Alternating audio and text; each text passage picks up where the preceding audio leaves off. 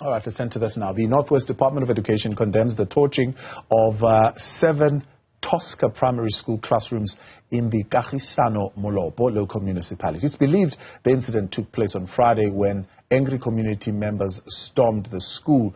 The department says the residents are believed to be unhappy with the condition of the primary school. All right, let's get more details now. We are joined by the acting Northwest Education head, Maropene Seshibe. Good to have you, sir. Thank you very much for coming on. Talk to me about what is behind the upset of the community. Who are this group of people and why did they choose to enter the school? Good evening and thanks for inviting the Northwest Department of Education to your platform. Look, I think firstly, let's clarify the fact that this is not necessarily a community protest action, but it is an action by a group of individuals whom we have decided to classify as criminal elements, because what they have done is now demonstrates the fact that they are not community activists, but their intention is to cause mayhem and disruption of service delivery in the community.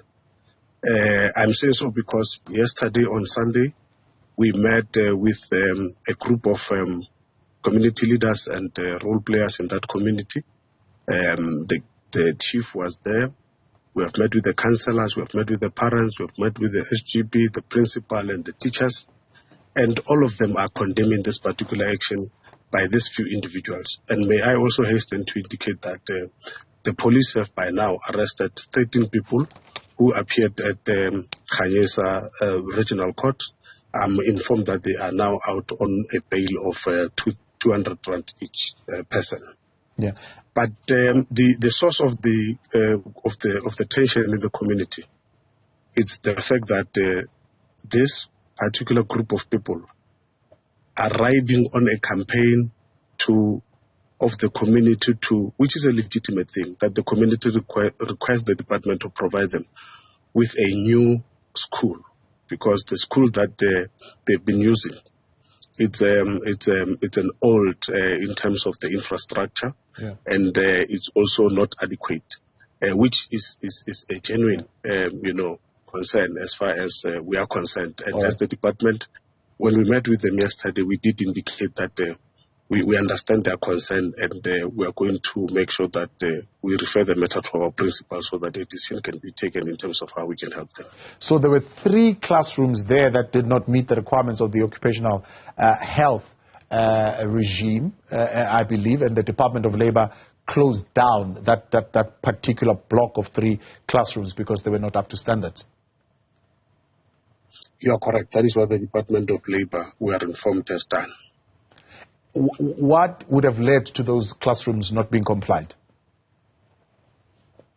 Look, I don't necessarily have the report from the Department of Labor, except that the issue is that they found them not to be suitable to be used as classrooms. I cannot specifically indicate at this point in time as to what exactly it is that they found. However, what I can indicate is that the school has been running normally and smoothly without any problems. Yeah. But you are saying you have agreed with the communities, having met with them now, that the concerns that they are raising are valid. So what concerns are valid? No, like as I'm saying, that the school that they are using, if maybe I can just give a bit of a history. When that school started, our deep rural areas, that the kind of schools that we have inherited are schools that were built by communities, and they are not necessarily proper in terms of the norms and standard. So that school started as a church, and then later the community built about the 3 classrooms, which is a block that has now been burnt, including the church. But over and above that, the department had provided them with 3 additional mobile classrooms, which unfortunately have also been now burnt down. So I'm just saying that in as far as the nature of the structure is concerned, we are in agreement that the school deserved to be provided with a new school, which is an issue that we are looking into. It is just unfortunate that as it has now become a cliche that our people, when they demand something else, they will destroy what they have. And that is what has actually happened even in this instance, which is quite unfortunate. Has this matter been brought before the department before? When I'm saying before, I'm saying before this weekend's incident. Yes. I think the issue started on Tuesday, and we requested our circuit manager from the district to go and engage these people. But when he went down to meet with them, the situation was hostile. They were even threatening to, attack him. He abandoned the meeting, but the following day, a group of some people came to meet with him. And in that meeting, he then explained to them what the plan of the department is in order to try and address their plight. It was unfortunate that that particular campaign was then hijacked by other people, faceless people, who ultimately burned down the school. Now, I believe learners have, 1, lost 5 days of learning and teaching, 2, have lost some rather available records, including some textbooks and other things like furniture, school files, and so on and so forth. What have you agreed would be the way forward?